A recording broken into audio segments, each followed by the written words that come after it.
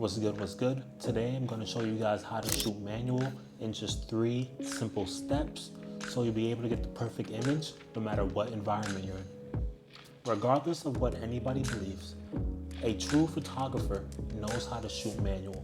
You don't always have to use the manual option, but to be a photographer is to know how to shoot manual just so you can get the perfect shot no matter where you are, who you're shooting, whether it's products, whether it's people, whether it's portraits, no matter what you are shooting, you need to know how to lock in the exact settings without being able to use aperture priority or auto or any of those things. You're not a real shooter until you can do that. Shooting manual is the basic of photography. You need to know how your ISO, aperture, and shutter speed all work together to craft that perfect image. This video will be the first in my how-to series here on my YouTube channel. I'm trying to teach anyone, anywhere, how to become a professional photographer. For those of you who don't know, my name is CClaxton and this is my platform, Something Like Media. It's a hub for all things fashion, music, and photography. I spend most of my free time shooting celebrities because I am a celebrity photographer. So if you want to see more content like this, like, share, comment, subscribe. Please make sure you subscribe and turn post notifications on so you are locked in every time I post a video. Once again, this is the first of my how-to series, so if you want to know how to monetize your photography craft, tap in with me and I'm going to show you the way.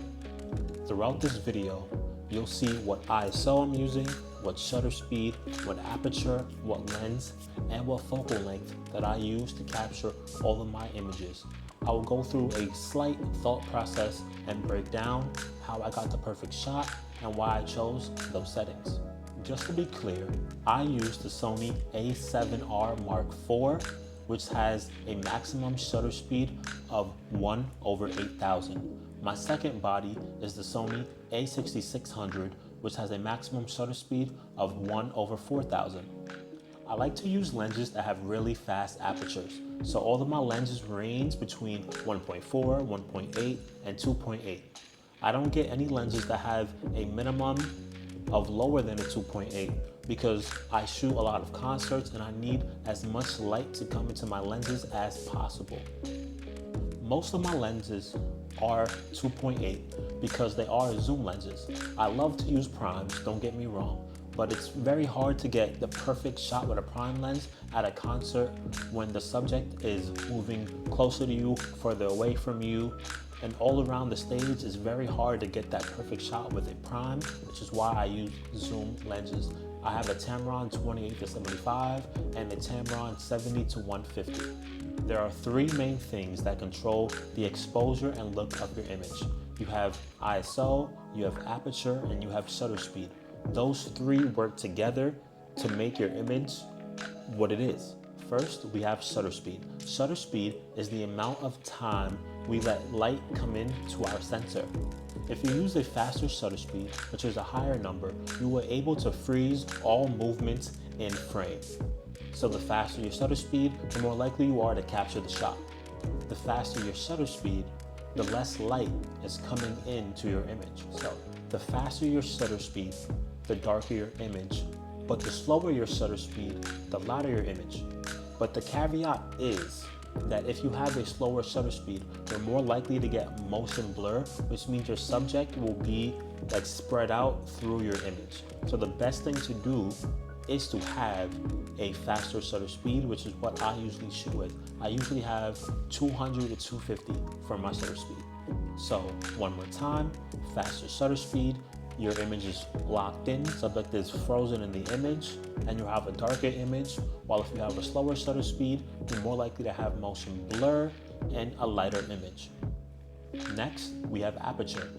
Your aperture controls the amount of light that passes through your lens and hits your sensor. Your aperture also alters the blurriness of the foreground and background of your image. The lower the aperture, the more light passes through, and the blurrier your background is. Wow. The higher your aperture, the darker your image, and the less blurriness you'll have in your background. If you shoot an aperture that's 1.2, 1.4, or 1.8, you're gonna have a super blurry background, which is what you want for most of your portraits. While if you shoot on an aperture of 3 and up, you'll have less blurriness in your background. So, if you shoot on a higher aperture, like 3 and above, which is deemed a slower aperture, you'll have less light coming into your image, which will make it darker. But you'll have more things in focus because that blurriness that I mentioned that'll be in the background will be less. If you shoot on an aperture that's 1.2, 1.4, 1.8, you'll have more light and more background blur. While if you shoot on a higher aperture like 3, 4, 5, you'll have more objects in focus and less light in your image. What you need to remember is that your f-stop, which is also your aperture, is backwards. So the lower the number, the wider your aperture is, while the higher the number, the smaller your aperture is. So 2 will give you a bright image, while 16 will give you a dark image. And finally, we have ISO. Your ISO will determine how bright or how dark your ISO will be, because your ISO controls your camera's sensitivity to light. When you increase your ISO, your camera becomes more sensitive to light, so the brighter your image will be. While if you decrease your ISO, your camera becomes less sensitive to light, which means your images will be darker. But the issue with raising your ISO is that the higher ISO goes, the more noise and grain you will find in your image. So the best bet is to keep your ISO as low as possible. For me, I love an ISO of 100 because that's like the standard baseline for ISO. But because I shoot concerts, which are very, very dark, my ISO is sometimes in the 2000s, 3000s, 6000s, which is why I personally purchased a camera that's perfect for low light, which is the Sony A7R Mark IV. When it comes to shooting in any environment, you should always start with an ISO of 100 and then move on from there. When you're shooting outside, your ISO should always be at 100, and you should only need to change that when you're shooting indoors or in darker conditions. I shoot manual as if I'm shooting in aperture priority mode, meaning that I start with a focus on my aperture, which will always stay the same, which is either that 2.8, that 1.4 or 1.2 depending on my lens, and then I change everything else from there. So to break that down a little bit, my ISO will always be altered, while my aperture will always remain the same, and my shutter speed will also always be altered. Me personally, my aperture will always be 1.4, 1.8, or 2.8 depending on my lens. So let's say I'm using my favorite lens, which is my Tamron 28-75. The aperture that's the lowest for that is at 2.8. So my aperture for all of my images will be 2.8, while my shutter speed and ISO will be changed. I believe that your aperture controls the most when you are shooting manual, which is why you should always set your aperture first. Keep in mind that the lower your aperture, the more shallower your depth of field is, which is that blurry background that I keep mentioning. It's great to keep your aperture as low as possible, except when it comes to group shots. When it comes to group shots, I recommend having your aperture on 4 or 5. Because, like I mentioned, the lower your aperture, the shallower your depth of field is, which means when it comes to group photography, you won't have all subjects in focus. So once again, to make sure you have all subjects in focus, you should have your f-stop on 4 or 5, not on 1.2 or 1.4 or 1.8. Those may be great for couple shots, but not for group shots. So if you have 3 or more subjects, you need to crank up that aperture. Once you raise your aperture, your image will become darker.